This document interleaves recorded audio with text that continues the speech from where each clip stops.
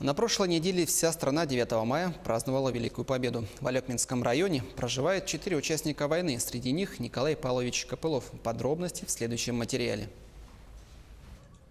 Чуть меньше недели прошло с празднования Дня Победы. Именно в мае в селе Солянка праздновали 90-летие участника войны Копылова Николая Павловича.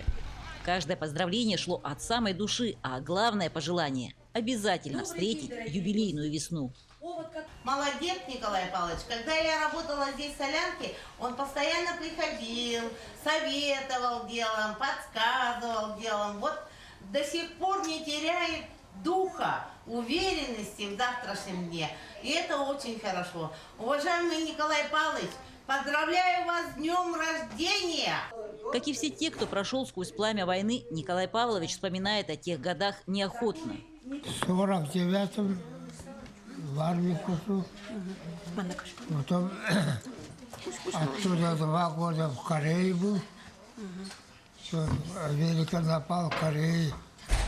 Это 52-53 инвалидовался. И все. Ну, артиллеристом было. Это тяжелое. По самолетам Америку. Напал в Корею. Ну, потом другой война начался. Воздушной. Друг другу дрались. Дальше Америка, Китай. Вместе с юбиляром 90-ю весну встретило и юное поколение села. Это очень важно, ведь история, написанную дедами, важно сохранить именно им. Елена Фаст, Максим Копылов, Алекминск.